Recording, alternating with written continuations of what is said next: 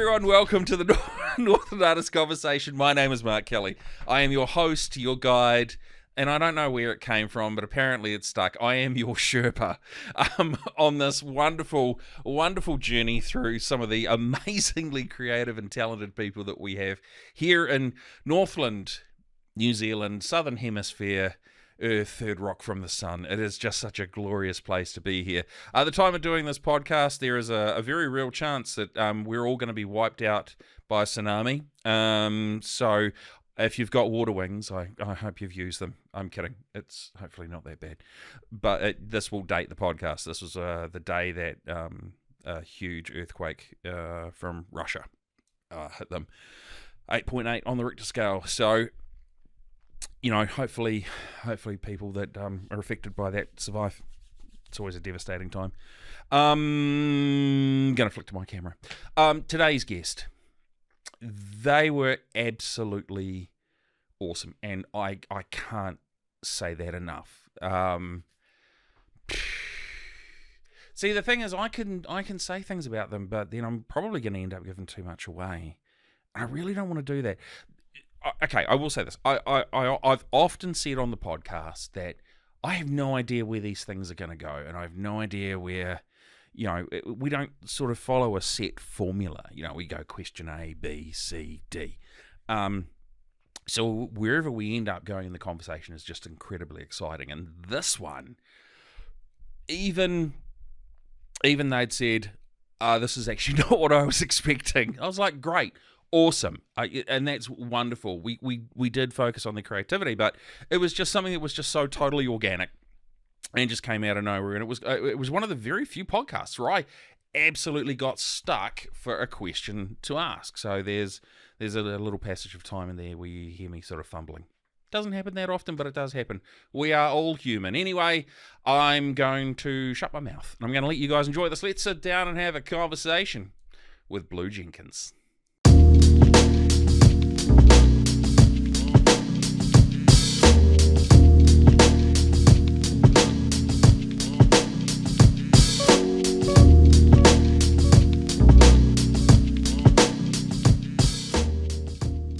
Blu Jenkins, thank you for joining us on the Northland Artists Conversation podcast. I really appreciate it. Awesome. I'm happy to be here. Yeah, we have never have any idea how these things start. So I'm just we'll make it up as we go. Yeah. So I think it's important to get the very first question I have out of the way. All right. Blu? Yes. Name? Like real name? Yep, that's my name. Blu Jenkins. So it's not a nickname? No. Like if you were to go... It's the name on my birth certificate, yeah. Wow. Yeah. Okay, right. How was school growing up for you? It was pretty rough. Because of Blu or just school in general? Yeah, I may have told a little bit of a fib. It's the name on my birth certificate because I put it there in 2020. You changed it? Okay. Yeah. So you've got an original name. Yeah, I do. And you were like, I hate that so much. Yep. I'm going to change it. Yes. Cool. Yep. Mine was Mark with a K. Okay. And I felt generic as anything. Yep. And I always hated my parents for not giving me the C at the end because then I would have been Mark and it would have been cool. Yeah. Because K is not how you spell cool. Okay, right. So what prompted the name change? Did you? Because I was known as Mark Fart in primary school. Oh, yeah. Was yours the horrific rhyming torture that kids are just... It was just a really common name, my old name. Okay. But no, what prompted the change was I just wanted something that better fit my gender identity. I'm non-binary, so I didn't resonate too much with my old name. It was a bit feminine. Okay, right. Yeah. So... Yeah. And the reason I chose the name Blu is because this is kind of embarrassing. You're a fan of Eiffel 65? I am a fan of Doctor Who, and my username in high school for all of my social media and stuff, and my gaming tag was Blu Police Box, but Blue with an E was always taken, so I spelled it without the E. And then my friend started calling me Blu, and I just went with it. So I actually didn't even choose the name Blu. It was kind of given to me. Okay. See, I when as soon as you said Doctor Who, I thought you might have gone like, who's Blue? No, yeah. Because I was like, that would be cool. No, yeah. Or you were a Blues Clues fan growing up. Yeah. You know, the Eiffel 65 joke definitely dates Yeah. my age. I've heard that joke quite a few times. Yeah. I know. Old man dad joke, right? Crazy. It's like, no, Mark, I've never heard that before in my however many years of being on this planet. Okay, yeah, cool. Yeah, cool. So, okay. All right, well, we started with high school. Yeah. You consider your creative expression to be what? Well, at the moment, I do digital art, digital drawing, and I do printmaking. So, like screen printing and woodblock printing. Right. Yeah. Okay. Going back to school, or even before then, household growing up, was it a creative household, or was it? See, I come from a family where creativity is non-existent. Yeah. No, it was the same for me. It was pretty non-existent in my immediate family, but my gran, she is a very talented watercolor artist. Oh, wow. And she does quite hyper-realistic watercolor paintings. And she inspired me and helped me grow with my fascination with art. And you can probably find some of her work in town, actually. At the Batch? I don't remember what it's called, but is it the like the arcade where Cranium is? I think it's still there. There's a little art shop in there. Yes. What is that called? I forgot. It's not the Strand. It's next to the BNZ Bank. Yeah, no, Yep. I forgot what it's called. Yeah. We'll just call it the arcade. Yeah. Because most people understand what we're talking about. I think so. I hope so. Yeah. Yeah. It's the arcade. Yep. Down the road from the BNZ. Yep. With a shortcut through to the parks out by That's the council. one. Yep. That's the one. And yeah, no, she Cool. often has her work up for sale there. It's still there now. So wait, because Cranium's at the front, right? And it's on It's in the middle. Bank Street. I think it might have moved, but if Yes. it's there, then that's where you can find work by Pamela Bell. Pamela Bell. Yeah. Pam Bell. I think we might have tried to get her on the podcast. Maybe, yeah. Ooh. Hi, Pam Bell. We're coming for you. Yeah. We're going to get you on the podcast. Blue's going to make it happen. Yeah. And what's funny, because we were talking inside before, and there's a whole lot of people you guys are going to source for us on the We've podcast. got so many people It's that we know who great. are very Yeah, I creative. was like, as we were talking, I was like, man, we've got 51 guests lined up. You guys are legend. Now you're here with your partner. Yeah, Gus. Your partner Gus is just sitting there in the corner, going, go, you can do it. Being supportive as anything. Yeah, so totes and dorps. Hi, darling.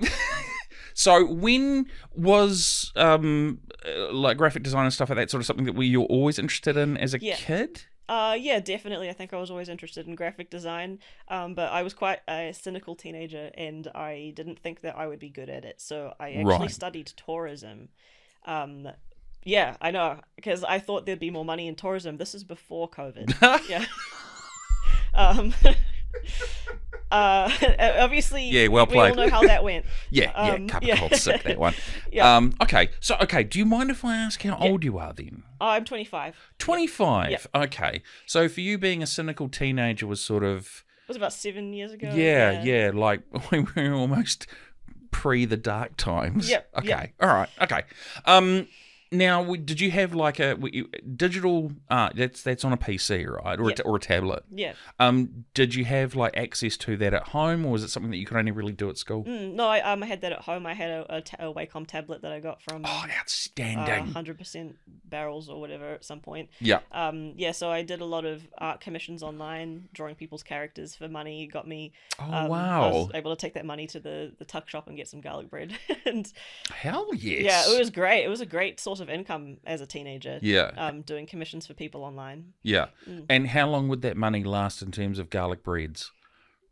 It got me a couple garlic breads every week or every couple of weeks. Outstanding. How long would it take you to do a commission? I would do them when I got home, maybe a couple hours. Yeah. Or a few hours, or over the span of like a few days. A few days. Yeah. Okay. And were you charging much?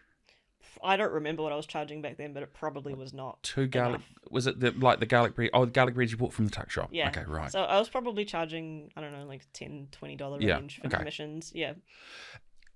It's always hard. Yeah. So art and commerce, the balance, right? Yeah. Charging your time for what you're worth, because you were probably selling yourself out at $1.25 an hour. Yeah. Yeah. I think minimum wage was a bit more than that at the time.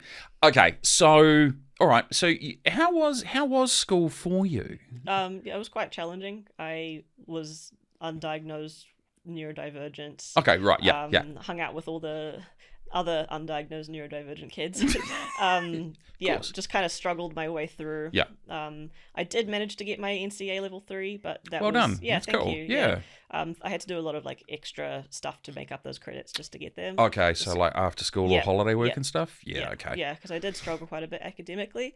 But no, I had a good solid friend group, and I did make it through alive. Yeah. Yes. Yeah. Yeah. I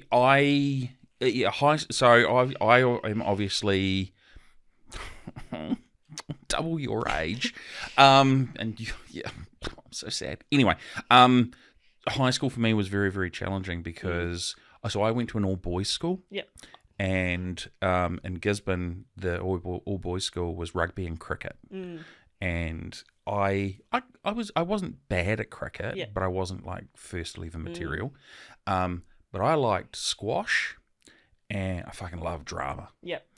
And when you're at a school where the focus is rugby and cricket, we used other words to describe people that did drama that we don't use nowadays because we now realise that it's socially unacceptable. So I got bullied a lot. Yeah. So I know how hard it is, and I always, I've got a son, he's 13, he goes to high school, and man, kids are just Brutal. Thank you. Yeah. I was about to say a few swear words and then something else afterwards. They're rough, man. Now, were you coming up in high school and when intermediate, was that the like, was cell phones a thing for you? Sorry, I'm really going to date myself now. Yeah, a little bit. Okay. But I don't think I really used my cell phone that much. Right, okay. Yeah. Not as sort of prevalent as what they do now, Yeah, right? no, not what it is today. Okay, Yeah. cool. So you didn't really experience the sort of online social bullying or any of that sort of stuff? It was more just in your face, like you're a insert phrase not what it is here. today. I did. No, I okay. was online a lot, but it was not what it is today. It's actually really interesting. I feel like I had kind of one foot. Oops, sorry. You're all right. One foot on either side of the world we're living in today, where it was kind of like a little bit in that before technology became huge, like social media became huge, and then kind of stepped over to where social media became this huge, massive thing. It's really like interesting. Okay. Yeah. So, all right. I feel like there's gonna be a good series of questions here. So, as an old man who doesn't really understand social media, editor Lee will attest to that I'm absolutely social illiterate. Yeah. Sorry, social and media illiterate. Yeah. Sometimes socially awkward as well. How do you find navigating that space now? Not only as an individual, but also as an artist. Because do you put your artwork on social media? I put my artwork. I put it on Instagram and I put it on my portfolio website. Okay. And Facebook. You have a portfolio website? Yeah, I do. It's I don't remember the link. It's like blu-jenkins.canva.site or something like that. Okay. Yeah, maybe. Yeah. Yeah. I find it challenging. I'm not a social media person. Okay. I don't try to earn followers or anything like that because I've tried in the past, and when I do, it just gets overwhelming. Although I did post a TikTok about something the other day, and it got like 20k views, which was nice. Nice. That's, I mean, editor Lee, is 20k good? Yeah. Okay, she says it's good. good for an account that only has one other video on it. Yeah. Right. Okay. Yeah. I think producer Andrew, he started up at Tiki Toki, and he had one video where he was in Kmart. And he was just picking things up, and the description on the bottom pretty much matched what it was. Yeah. And that got something like over 1 million Wow, views. yeah. And he was just like, "I'm famous, bro." I was like, "No, you're an idiot." Yeah. But okay, all right, okay, all right. So I'm not the only one that doesn't really have a handle on social media. Yeah. Because I thought someone as young as you would at least have like a better understanding of it. Yeah. Well, I understand it. Yeah. I just get overwhelmed. Okay. Yeah. All right. It gets confusing, and the mental energy to keep up with it is just too much. Yeah. And it's one thing I've noticed is that you're what's that saying? You're only as good as your last post. Yeah, something like that. Yeah. Yeah. Actually, you might find this interesting, but go on. I wouldn't say I'm addicted to my phone, but I've actually just imported from Japan what's called a dumb phone, which is just a brick flip phone. Oh, it's like a Nokia. Yeah. Yeah. and I'm planning on just switching from using my smartphone to just using a dumb phone, and then that way the internet is just on my computer at home. Okay. So that is really, really interesting. So I watch a lot of tech YouTubers and stuff like that. MKBHD, Mr. Who's the Boss, and a lot of these guys have been talking about the rise of the dumb phone. Yeah.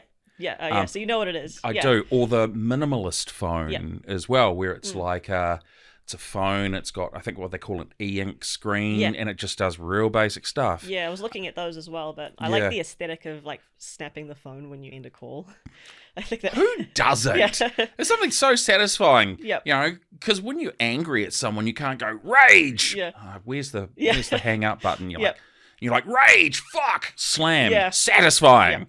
And if you throw a smartphone, that's an expensive. Yeah. You know, iPhone 15 Pro Max, $2,500. You don't want to be just throwing those around willy. Okay, cool. Yeah, that's interesting because minimalist smartphones have definitely become a thing, or even people sort of stripping back their lives and having like the minimalist lifestyle and having like a EDC. Everyday carry. Yeah. Wow. Yeah. Okay. So that's the sort of stuff that you are like. Yeah. Yeah. No, I'm definitely interested in that. Wow, just that's cutting so back cool. that like smartphone tech use, and something I like to also do is I have a cassette player recorder, and so I've been putting my music onto my own mixtapes and playing them in my car, just because I don't want to invest in any kind of Bluetooth and stuff like that. I don't know. I just think I really like the aesthetic. I really like having the media like physically in my hand, and honestly, even like the grainy kind of sound that comes with it. Oh yeah. It's just, I don't know. It's just nice to just step away from having everything on one device. Yeah. Yeah. Yeah. Wow. This is going to go interesting places. Yeah. Okay. But you're a digital artist. Yes. Yeah. How do you reconcile the two? Well, I'm not against technology. I just want there to be a time and a place for it. So, yeah, like when I get home from work, I'll probably go on my computer for the rest of the day. Right. Okay. Draw pictures, Right. Okay. Yeah, and go on social media and watch TikTok. So you're not going to turn your house into like a Faraday cage or anything like that. I still like having social media and watching videos. And, yeah. I just want to separate the two a little bit. Okay. And are you looking for that separation from a mental health perspective, or are you looking at it because, I don't really want to life at the moment. I just want to brain off. Yeah, brain off, and it's kind of like a moral thing as well. I just am so tired of seeing like AI everywhere and constantly like when you're scrolling through Facebook, you're just being advertised to, and companies are trying to get your money all the time, and I'm tired of it. Yeah. I just want to step away from that and just be myself. So this is okay. So as I said in the sort of discussion before, I have no idea where any of these go. So this is all fascinating. Wow, there's so many different threads that I can sort of pull at here. How do you? Nope. How? Okay. Wow. Yeah, this is tough because there's so many. Okay, as someone who grew up with the things that you're now interested in, I struggled to kind of comprehend and make sense of it. That makes so much sense. I can't imagine how it feels from your perspective. Yeah, well, so I mean, I remember talking with a podcast guest, and him and I were about 6 months apart in age, and we were talking about dubbing. Yeah. Having the little boombox with the 2 cassettes, and I would go to my mate's place and I'd get some of his albums and I would dub them from one to the other, and then I'd just like play them at my thing at home. But that technology's gone. It's all in my house. But it's not. Yeah. Did you take my technology to your house and go, thank you very much, don't mind if I do? Yep. That is so great. So is it I want to have control of my own life type thing? Is it I am just drawn to old technology? Yeah, it's a bit of both. I find cassettes particularly fascinating, and VHS because that they weren't even invented that long ago. Like that kind of like magnetic recording, like it's so fascinating, and it was only used for just a few short years before it was replaced by Blu-ray and CDs. And I don't know, I feel like the human mind is fascinating to be able to come up with something like that and then just discard it. Like, so quickly. I feel both old and young. Yeah. All at the same time Yeah. with that statement. Yep. Okay, so we had vinyl for a number of years. Yeah, and vinyl is really cool too, but I don't have a vinyl player at the moment. Why not? And yet do you have a Walkman? Oh, I do, but it's not working at the moment. Oh, yeah. no. Okay. If anyone on the podcast has a Walkman, please feel free to contact us. I would love that. Yeah, that'd be cool. What a great idea. Yep. We're going to start a GoFundMe. Patreon. Yeah. An OW account? Only Walkmans? Yeah. Wow. Okay. So I, having used tape in both audio and video, Yep. there were a lot of frustrations. Oh, they're still there. Okay, right. Yeah. Because I remember we had a VCR and I got it quite late in my life, Yep. and we would tape movies off TV, and you'd have to like run up and press the pause button when the ads were coming on, and do all that sort of stuff. And if there was a movie that you'd recorded and gone, I don't really want to watch, you'd have to put a piece of tape over the little tab that you'd broken off. But then if you watched a movie over and over again, the tape would stretch. Yeah. The tape would break. I had more than that. I happened on a few occasions. But yet you've gone digital. Yeah. It's not going to break. Yeah. There's no tape's not going to stretch or anything like that. So why harken back? Yeah, that's okay. Laugh at me. Everyone does. Why harken back to that sort of time where, as someone who used that technology and had the frustrations and certainly snapped more than one VCR? Well, I like that it slows you down. If I go onto Spotify or any music app, I can just press a button and it's right there. And I find that I get quite tired of the music, even if it's a good song. I'll be listening and I'm just like, I don't want to listen to this. I skip through them all. But when it's something that I've enjoyed and I put it on my cassette and I listen to it in my car or on my Walkman or my boombox or whatever, It's great. I don't know if it doesn't. I don't know if it makes sense, but it just sounds. No, it does. Better. Well, like it. I feel like I can enjoy it more because I can't skip it. Yeah. Yeah. What you're talking about is the essence of creating the perfect mixtape. Yeah. Yep. Now, have you seen the film High Fidelity? No, I haven't. You guys need to watch the film High Fidelity. I will. John Cusack. Yep. He talks about creating perfect mixtapes and stuff like that. Yes, I did that, and I remember sitting down. Like I've got boxes and boxes of CDs, and I refuse to sell them because that shit's awesome. But I remember sitting down and making mixtapes for friends based on where they were in their life and what emotions they were going. And you would take them on this roller coaster journey. Yeah. And it was, but you don't do that with Spotify. Yeah, I mean, you can make playlists for people. Sure. But you're right. There's something more personal about someone putting in the time and effort to make the mixtape. And I've definitely I've only made them for Gus, but I enjoy it. It's He fun. appreciates them. Yeah, when he drives my car, he gets to listen to the tapes. Yeah, I've he's made him. nodding his head, throwing the thumbs up. Cool, Yeah. cool. Yeah. Heart emoji. Yeah. Oh, wow. Okay. Yeah. So, okay, all right. We're going to go way off here. Yep. If you were to make a short mixtape for Gus right now, what would the first 3 songs be? Knowing what he's going through in his life right now. Right now? Because we both know what he is. I don't know. That's a hard question. I feel like I'm not very good at recalling the names of songs I've listened to. Okay. But I don't know. I'd probably just put music I'm listening to right now. So stuff by like MGMT and Passion Pit are my two. Oh, my top right. two Yeah. Timber artists Trap at the and stuff like moment. that. Yeah. Yeah, like real like synthwave kind of stuff. Yeah. That's 2000, 2010. I really like early thousands music. Yeah. Yes. Yeah. So, which is your favourite of the new metal bands then? No. Okay, well I that's listen early to 2000s. Yeah, I mean like Gorillaz and like Chemical Brothers and like that kind of like that tech, like the stuff where they're kind of blending technology Lady Hawk, with, LaRue, and that kind of stuff. Oh man, yeah, yeah, good times. I was working at JB Hi-Fi when all that sort of stuff was That's so cool. floating around. Yeah, that was it was both a curse and a dream at the same time. It was a dream because we used to be able to pick whatever music we wanted. Yep. It was a curse because I was always broke. Yeah. I've got some of the best box sets Yep. in New Zealand because of it. So Yep. very happy. Okay. Wow.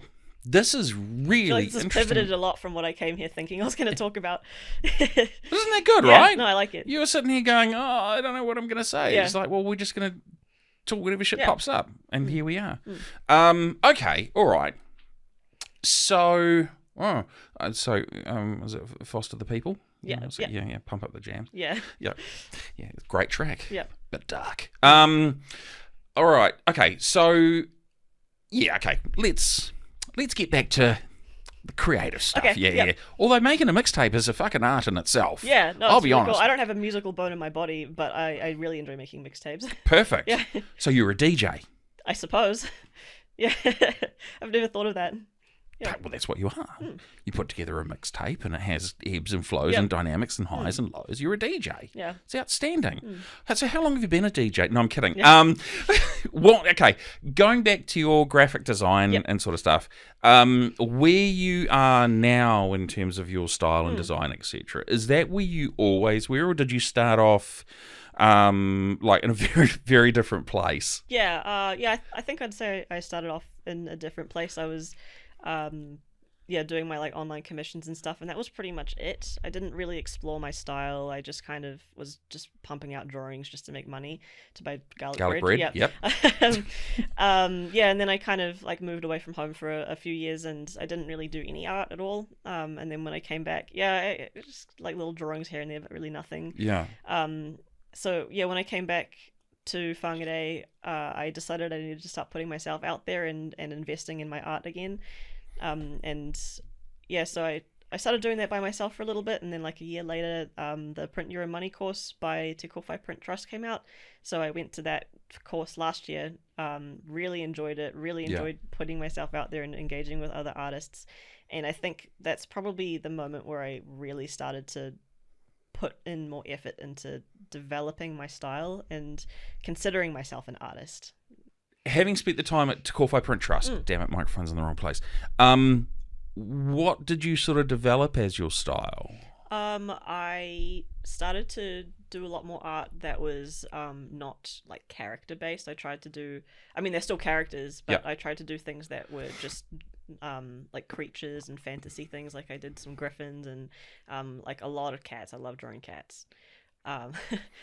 Is it kind of like interpretive? Like you don't just go, here's a cat. Yeah. And you go, and here's another cat, which looks like the first cat. Yeah. Or do you go, here's an interpretive understanding of what a cat feels to me like on this day? Yeah. I don't know. I've just been drawing cats and trying to put some kind of like elements and stuff around them to try and tell some kind of a story, or like leave it up to people's interpretation. Yeah. I've been trying to push myself to like, I don't know how to explain it, like not put meaning into the drawings, but to make them more like interesting than just a picture of a cat. So like a cat with like humanistic qualities to it? At the Print Your Own Money course that I did, I've done it twice, this year and last year. Oh, but cool. The one I did last year, I did a big 80 by 120 centimeter wood block print. And that was my... Holy shit, that's huge. Would you believe that was my second ever wood carving? No. No, I was really feeling really ambitious. I had a lot of time on my hands at that point in my life. That's a big ego. Yeah. It's like, the first one was like a little A5 one, and then the second one was like over a meter. Yeah, look, I got time. Yeah. I got confidence. Yeah. Yeah. Okay. Wow. Yeah, so wow. If anyone doesn't know, a wood block print is just a big flat bit of wood and an MDF or whatever, and I just carve the design in, and then I roll it up with ink and I put it through a press with some paper, and it comes out. Yeah. And that's wild, man. Yeah, I know. From an A5 to an almost A0. Yeah. I actually don't know what I was thinking. Well, I can promise you I don't. See yeah, that? Yeah. Gus? No, he's got no. He was like, no clue. Yeah. I just come home you to just the have shit. to deal with it sitting in the lounge, getting wood chips everywhere. So, damn it! Yeah. So wood on the floor.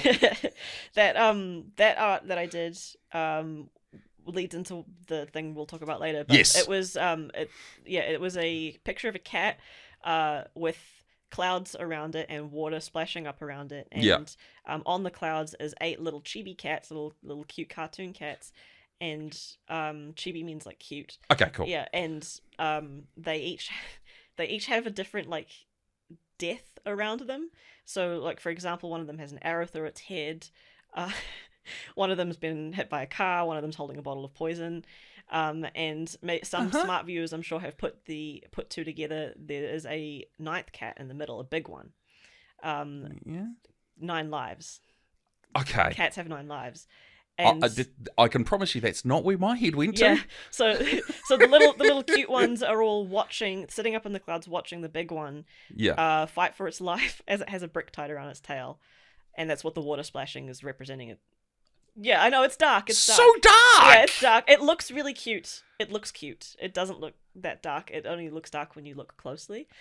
Do you have an image of it? Not on me. No. Can you email it through? Yeah, there should be one in the images. In the I images? Think, yeah, I think so. Cool. I feel like that for the people that are watching this, they're going to be like, I'm not visualizing it. Can we possibly just throw it on the wide I'll send through somewhere a picture. Yeah. Yeah. That would be. Yeah. So that was the image awesome. that I carved, and that's what I mean with like trying to take the art, like take it further than just drawing a picture of a cat. I tried to build a story around it. Right. I was really proud of that piece. Yeah, because when you look at it, you can see that ninth cat's fighting for its life. Which is cool. Yeah. My only question how did the cat get the arrow through its head? I don't know. I just ran out of ideas on how to do a bunch of Yeah. cats. It's like, well, I've got these 7 ideas to kill cats. Yeah. Please don't tell me you researched them. And then you were like, I've run out for the 8th one. Fuck, I just put an arrow through its head. There's Makes heaps of sense. cats at the SPCA. Oh. Anyway, I didn't kill any cats. Northland Artists Conversation podcast would just like to quickly state that we do not condone the killing of cats with bricks, arrows, poison, anything along those lines. Yeah. Also, not many people get this. One of them's holding a magnifying glass. Any idea on what that one's death is? What would you like me to tell you? Is it Shercat Holmes? Curiosity. Oh my! Yeah, I was really proud of that too. Wouldn't have guessed that. Yeah. I would have guessed that a kid would have held up the magnifying glass and burnt the. That's pretty. Well, I mean, the kid might have been curious about what was happening. Yeah. What does the cat's insides look like? I don't know. Use a magnifying glass to look. Yeah. Okay. Yeah. Wow. So dark. Yeah. So I don't actually remember what the question I was answering was. But, it's kicking ass with a meter by meter picture, and it's cats. Yeah, cats. And then you did the course again this year. Yeah.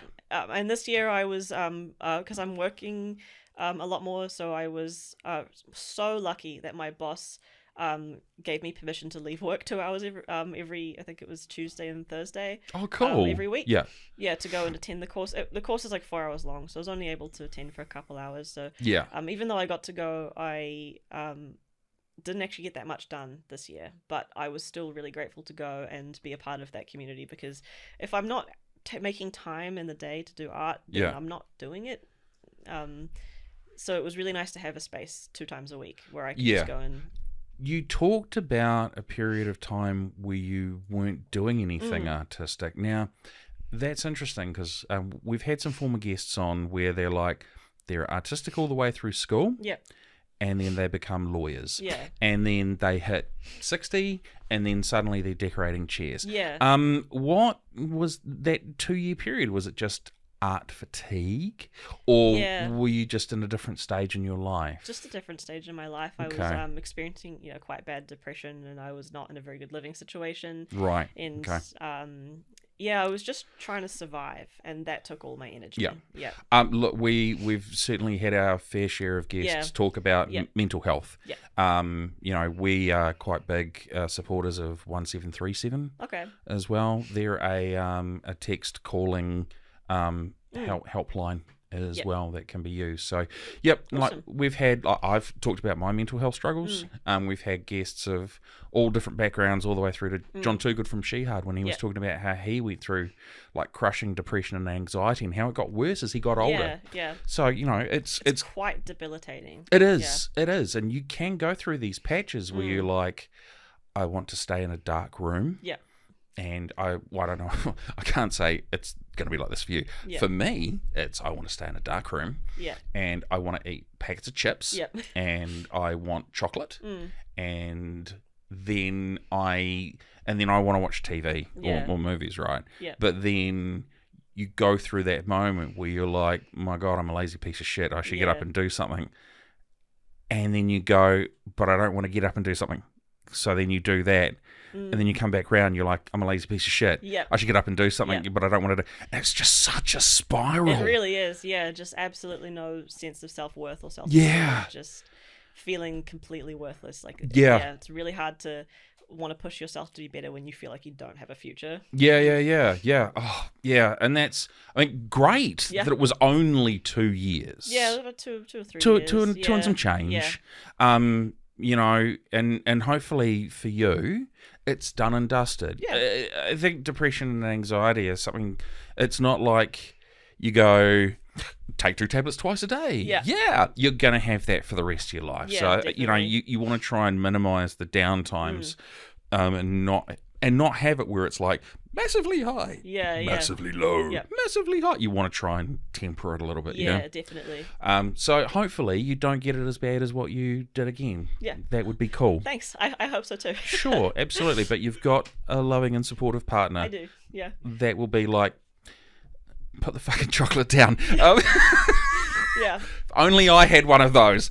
But, okay, that's cool, you know, because you get out the other side. Do you find that you can take some of those times and look back on them objectively and use them, channel them towards your art?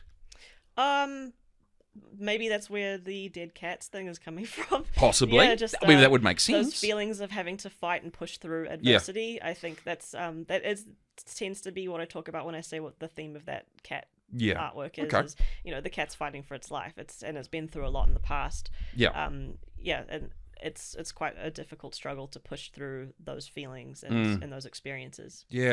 But it's always, you know, I was married and I went through a divorce, and then I was a singer of a heavy metal band, and I just used that period of time in my life to write down some lyrics. You know, through great pain can come great creativity. It's funny because when I got out the other side of it all, you know, we'd been doing the band for 7 years, and I remember that last year I was like, I don't have any connection with these fucking lyrics anymore. So dumb. It's like, you treated me like shit. It's like, I don't care. I probably brought it upon myself. I wasn't the nicest guy. It's one of those subjective. No, I get that. And it's kind of subjective, right? But let's talk, because you've dropped it twice. Spoily pants.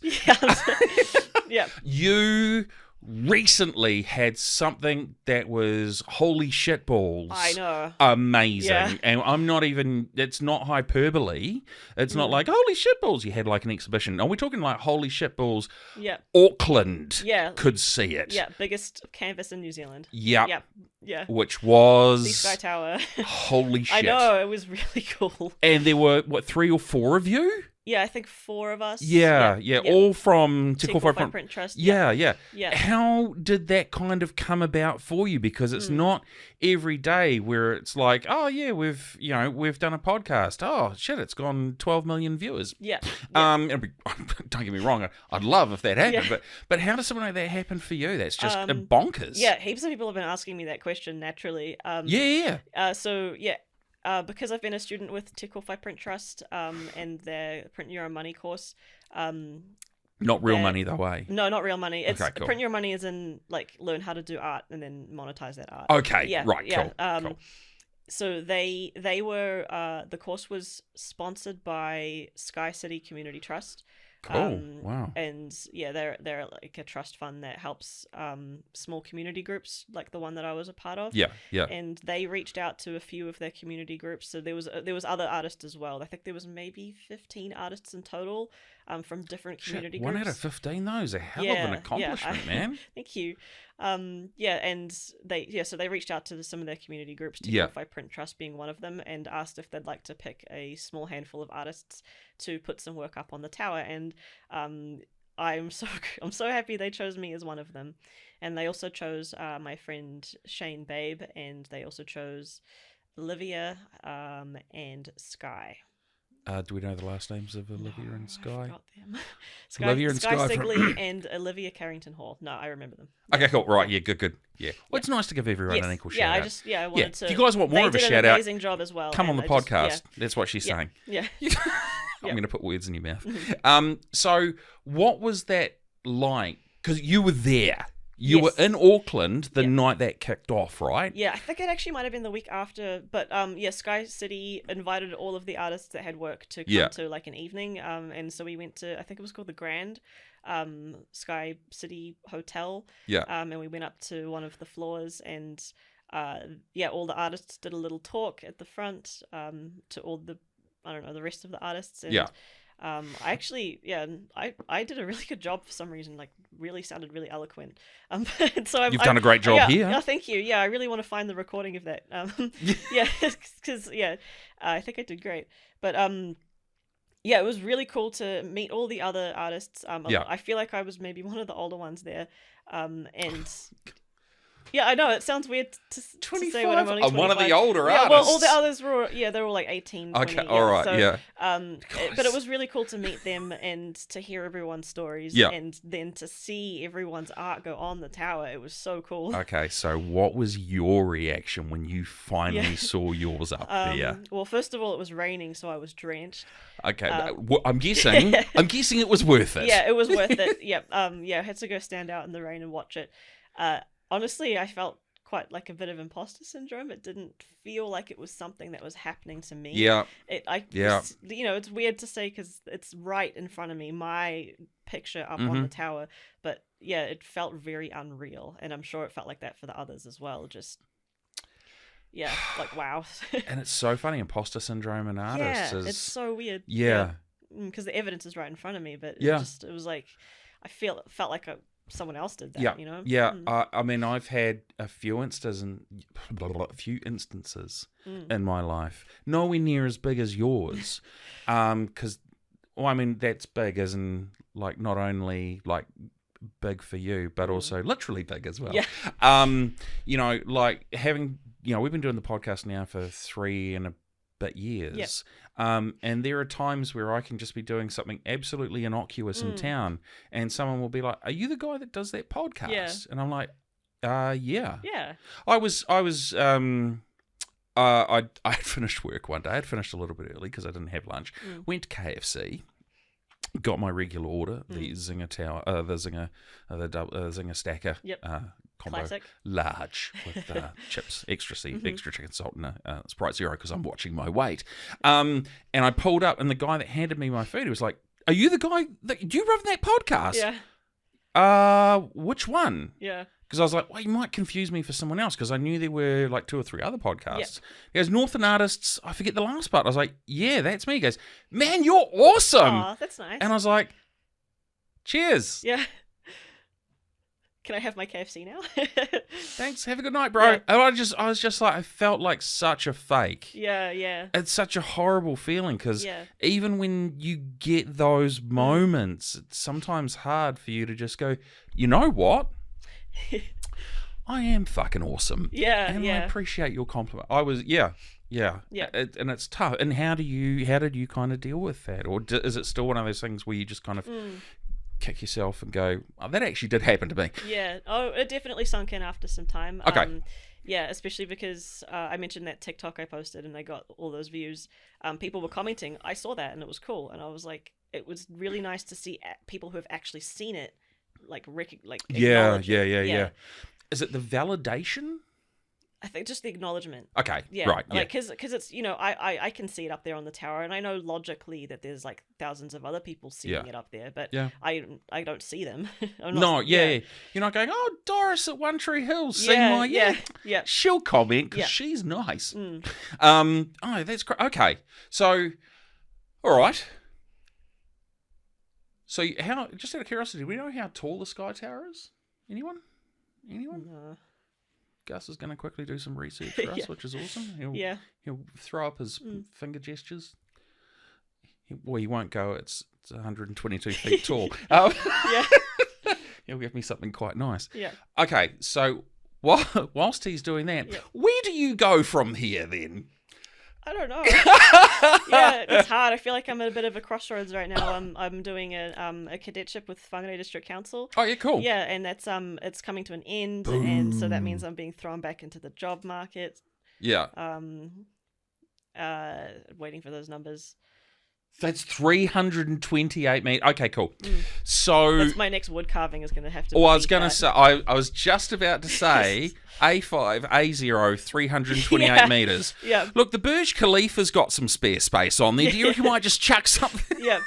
Okay, so creatively, where is the next project? What is that going to look like? Well, I'm doing another one of those woodcuts at that 120 centimeter size. Okay, I'm doing that for Printpalooza coming up. Printpalooza, yeah, that's it's awesome. a print event that's happening here in Whangarei in October. Yeah, and it's basically where people do a bunch of huge, massive prints. And the 121 is actually the smallest size I can do. So I decided I'm sorry, it's the smallest. The smallest size. So I actually decided not to overwhelm myself and do the small 120 centimeter one rather than I forgot what size it was. There's a slightly bigger size I could do. And the reason they're so big is because they get rolled over with like a steamroller to make the prints. So that's going to be cool. I'm sorry. I thought I heard you say steamroller. Yeah. Like an actual... I'm pretty sure it's a steam. Like I've never been to one of these before, so I think bitumen steamroller. Yeah, so usually the prints get put through a press, but the presses aren't big enough, so they need to be rolled with something else to create the prints. So I'm really excited. It's not that far away. I haven't started yet. I'm worried I won't finish on time. However, I did just get an ADHD diagnosis on Monday, and I'm starting Vyvanse, so I think maybe I'll probably finish it on time. And I'm sure Mr. Motivation Pants will help out as well. Yeah. There you go. Moral support. Yeah. Good. Awesome. Fuck yeah, bro. Yeah. Good. Okay, wow. And when does that pop up? It's October. I don't remember the date exactly. Okay, so sometime you can find October. it on Tech or Five Prints Facebook page. Yeah, okay. Yeah. So that'll be cool. Yeah. And the other thing I have coming up is nowhere near as exciting as that or the Sky Tower, but I'm actually on the board for Whangarei Proud. And so I've been helping. Yeah, so Han's on the board as well. You've spoken to Han Yes, before. Yeah. yes. So Whangarei Proud is on 65 John Han Street. was legendary. Yeah, they're really cool. Yeah, I really like Han. They're really that cool. hair Yeah. and just that whole vibe and attitude was just like OTT in all its gloriousness. I remember doing the social media photos for that as well, and I was just like, I don't know how to pick them. Yeah. There's like 80 photos, and there's like 79 that are awesome. Yep. Yeah, no, Han's definitely the person to be running Whangarei Proud. Yeah. But yeah, so I've been helping organize an indoor mural, and there's 7 or 8, I should know because I help organize it. I can't remember. Is that the one Yeah, oh, yeah. It is a lead contributes. Yeah. yeah. How many? Yep, 7 or 8. Yeah, Yep. something like that. That looks pretty good from what I've seen so far. Oh, Sweet. thank you. Where Yeah, can it's people like go to check it out? Yeah, so I'm getting there. Oh yeah, sorry. My bad. Yeah, trying to rush it. I'll just explain the mural first Yeah, because cool. this is my idea actually. It's quite a large, like a long wall, and so what Like we've decided 328 meters long. no, not quite long. What we've decided to do is split it up into little sections, and each artist cool. gets their own section, and each section is a color of the rainbow. So I think it starts with pink. Roy G. Biv? Yeah. Okay. Yeah. What? I was kidding, but that's what it is. Yeah, so That's outstanding. it's meant to mimic the original pride flag with the pink stripe in it. Okay. So it goes pink, red, orange, yellow, green, turquoise, blue, purple. Yeah, that's it. I'm doing the blue color. I know my name is Blue. I'm not obsessed with the color blue. I just happen to get that color. Did you draw it out of a hat or something? Yeah, something like that. Yeah, Oh, actually, that's- originally I wanted to be pink or red so I could be at the front, but I ended Yeah. up at the back in the blue, which is fine because I'm actually really happy with how my piece is coming out so far. Okay. Yeah. The address, please. 65 John Street. 65. Old Kiwi Bacon Building. What? The old Kiwi Bacon Building. Okay, for those of us that aren't from Whangarei. 65 John Street. Oh, fuck. I asked In the for CBD. that. I so if asked anyone for knows that. where Time Zone is. Yes. Yeah. Yes. Yeah. Thank you. I have a point of reference. Yeah. Time Zone. Wonderful. That's just down the road from Big Fish. Yeah, yeah. The creative place. Oh, cool. It's really central. Yep. And there's heaps of car parking next to it. Carping. There's heaps of car There's parking heaps next of carping. to it. Yeah. And after that, there'll be LARPing as Yeah. well. Yeah. Probably. Yep. That is so cool. Yeah. I think the last time I heard of anything like that, Linkin Park's second album, which I've just forgotten, they had a art day and they had a huge mural, and all of the band members got their own sections. Oh, okay. So that's wicked. Yeah, that's really cool. And yeah, all the artists are queer artists, so it makes sense for the space that it's in. It's really because it's really brought the space to life. It used to be a meat factory building. Alrighty, it looked like a meat factory building, and now it's got these beautiful murals. And Okay. It looks like a community space, like it's supposed Sweet. to be. So the look of death is gone. Yeah. Excellent. Yeah, that warehouse. Brilliant. Yeah. That warehouse Yeah. that Pepper passed through. Yeah. So dark, Yeah. but I didn't start it. That would be you. Thank you so much for joining us. Honestly, this has been so cool. Like I said, I have no idea where these things are going to go. Yeah. I have no idea where they're going to end up. But this was just Thank you awesome. for having me. Yeah. Absolutely. Thank you, Blu. Cool. Dubba dee dubba die. Thank you so much. Yep. There you go, everyone. Blu Jenkins, Editor Lee. I graciously invite you to join in the contribution of the tail end of this podcast. What were the things? Was there one thing that you kind of took away from our chat with Blu, apart from my really bad dad jokes? Don't say the old dad jokes, please. I was kind of struggling to comprehend the whole Sky Tower project. Yeah. I was like, how big? I was like, Yeah. they're talking about the measurements, and I'm just like, I'm just trying to fathom like the amount of work that got put into that. Yeah. So I understand it was a collab, that one, but like, yeah. still. So I and that's really cool because we didn't even really talk about this, but from what I could see on social media, it was a projection of an image that kind of wrapped around. Yep. Maybe half or. Oh, so they projection mapped it onto the Sky Tower. Yes. Oh, wicked. Yeah. Yeah. I didn't even know anything about that. It's all over. It's all over Te Korwhai Print Trust's Facebook page and Blu's Facebook page as well. It's like the whole main body of it where the elevators are, and it's I don't know, I think 325 meters is the whole height. But that's at least like 250, 280 meters. It is huge. And even in the photos, you don't even really get a sense of the scale by looking at it, because it's just like, you look at it and you go, well, it's a photo of the Sky Tower. But then there's, I gotta make sure I get this right, I think there's the 4 photos of the 4 artists from Te Korwhai Print Trust, and they're kind of standing in front, and you've got to be like well far forward and kind of angling your camera up. Yeah. But it was amazing to see. Such a huge projection map. Yeah, and I just love seeing artists get that kind of validation, because they deserve it. Like, we're a creative country, They need to embrace it more. We're ridiculously creative. Yeah, they need to like just keep on doing it. Keep on. Criminally underfunded, ridiculously creative. Yeah. But I think that's what makes us so creative. We're all a team of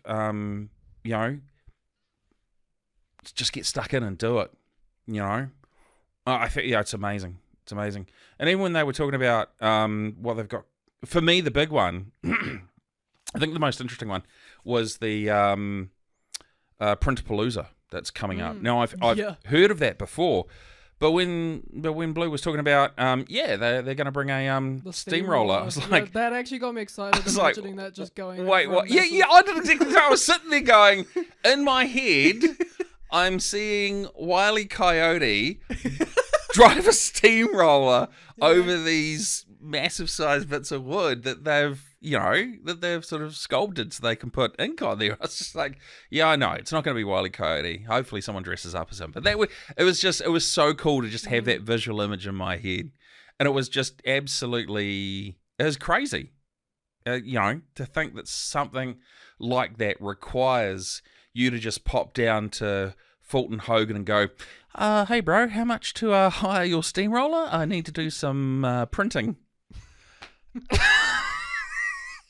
What do you do? What do you say? Yeah, I'm sorry, what now? And Blu was just cool. really cool, really awesome, and great to chat with. So thank you, Editor Lee. Appreciate it. I'm going to flick to my camera now. So where can you, our wonderful audience, find out more of these podcasts? And if you've made your way through to the end, hey, thanks very much. We do appreciate it. You can find us for visuals on the following. You can find us on Facebook, Instagram, YouTube, Northland Artists Conversation. It's going to be somewhere down around my midsection, all the different ones. You can find us for the audio on Spotify, Apple Podcasts, and YouTube Podcasts. Again, all Northland Artists Conversation. And if you would like to reach out and be on the podcast, or if you know someone that would be awesome on the podcast, or even if you've been on here before and you're doing some really cool stuff, man, we'd love to hear from you. Please don't hesitate to reach out to us. Just get in touch with us. Our email address is hello@northlandartistsconversation.co.nz. And look, the easiest way to find us is just go to your web browser of choice, type in Northland Artists Conversation. I think we're the first 5 results, or 6 results, or 10. It's pretty unique, but we did it that way on purpose. So thanks very much for supporting us. I'm going to flick to the wide camera. Editor Lee. Yep. Editor Lee. Yep. You would, for a period of time there, you were doing some really cool stuff with like editing and things and putting them up on your Instagram. You still doing any stuff like that at the moment? No. Just all on hold for a little bit? Yeah, it's summertime. Summertime is when I get Sometimes time. creative time. Well, that's when I get time. Okay, right. Summertime is the time to have time to do stuff. Is that because you have SAD? What? Seasonal affective disorder. It is actually a legitimate thing. Oh, I thought you were like... Yeah, no, I wasn't taking the piss. The depresso. No. That's what it's called. The God, depresso. yeah. It gets dark. The seasonal And so does my depresso. mind. Nah, it's just, well, I mean... It's the time of year where you wake up and it's still darkish and you get to work and Yeah. and then you wind up for the day and then you come home and then you go, I should cook something or do something, and then you go, well, it's dark now. Yeah. Might as well just stay home. No, well, it's also that, and also school holidays, because I like do a lot of stuff with my family. Yeah, so- true. And they're really into it as well, so Yeah. it's just easier Yeah. doing it around those times. Yeah, more daylight hours as well yeah, during that summer, too. right? That's why Yeah. I like that season, because Yeah. I just feel more like motivated. 'Cause Yeah, yeah. As soon as the sun goes down, I'm like, well, that's it. No, I'll be doing something else then. But- The sun goes down and my real personality comes out. When you stand in the sun, do you often find that you sparkle? I was more Team Jacob. Oh, yay, got the reference. Yeah. Not a natural glow girl. Good for you. That's very cool. Hey, guys, thank you so much on behalf of Editor Lee, who's in the studio, the rest of the 5 Elements Media crew, who are just all outstanding and amazing, and myself, the head idiot in charge. Thank you so much for listening to the Northland Artists Conversation, or watching, but we will see you guys real soon.